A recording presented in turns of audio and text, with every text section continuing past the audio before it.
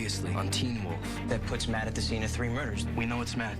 Just do what he says. What are you gonna kill everyone in here? That's what Jackson's for. Your mother wrote this note. I don't know how I could sit until someone paid for her death. What Peter managed to do doesn't come without a price. He's gonna come at you, Derek. It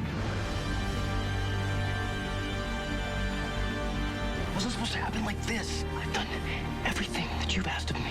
Help your friends. Leave Matt and Jackson to me.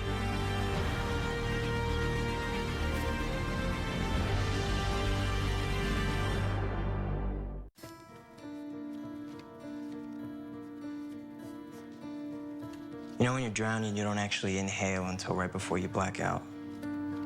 It's called voluntary apnea.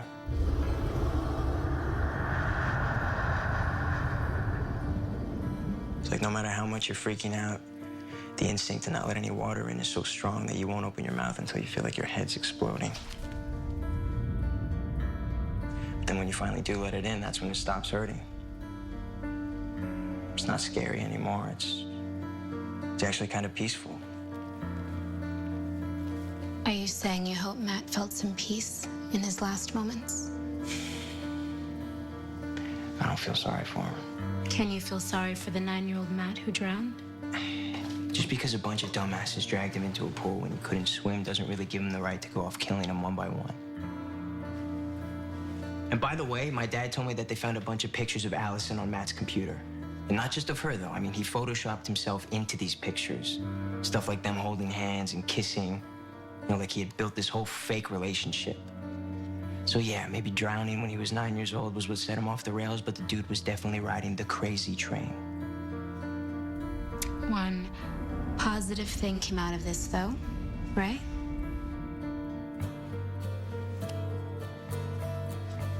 Yeah.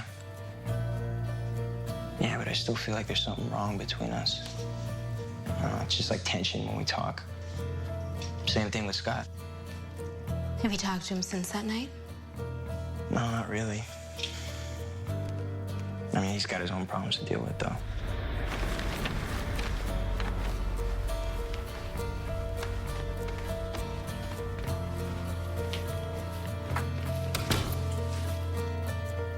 Mom.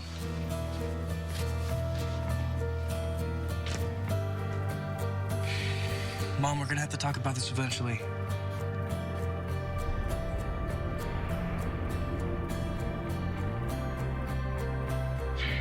Okay.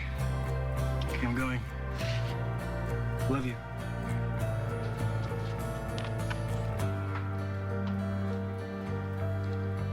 I don't think he's talked to Allison either. But that might be more her choice, you know?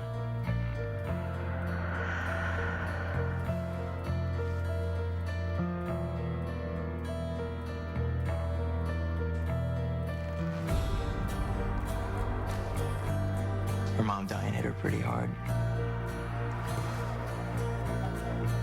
But I guess it brought her and her dad closer.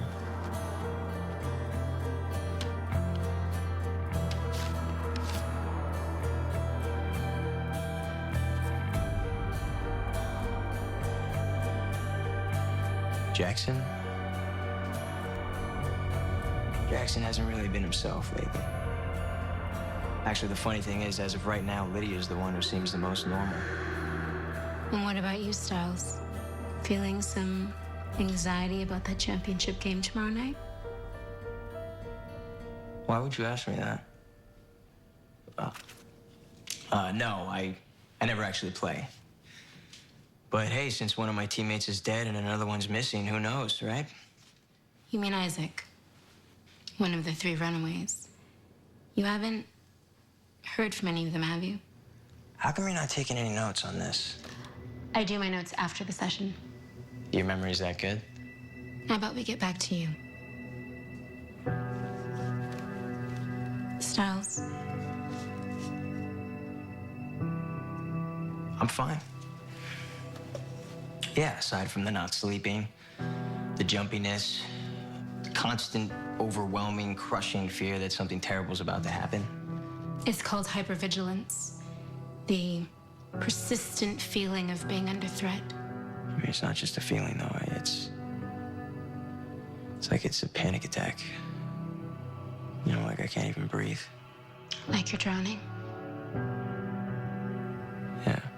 So, if you're drowning and you're trying to keep your mouth closed until that very last moment, what if you choose to not open your mouth? To not let the water in? You do anyway, it's a reflex. But if you hold off until that reflex kicks in, you have more time, right? Not much time. But more time to fight your way to the surface. I guess. More time to be rescued. More time to be in agonizing pain. I mean, did you forget about the part where you feel like your head's exploding? If it's about survival, isn't a little agony worth it? I mean, what if it just gets worse? What if it's agony now and then it's just hell later on? Then think about something Winston Churchill once said. If you're going through hell, keep going.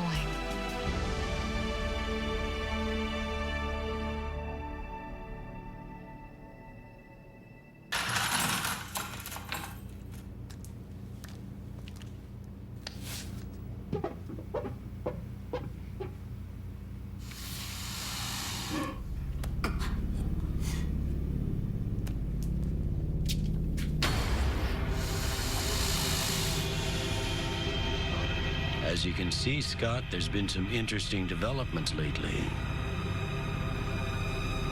I think we should catch up.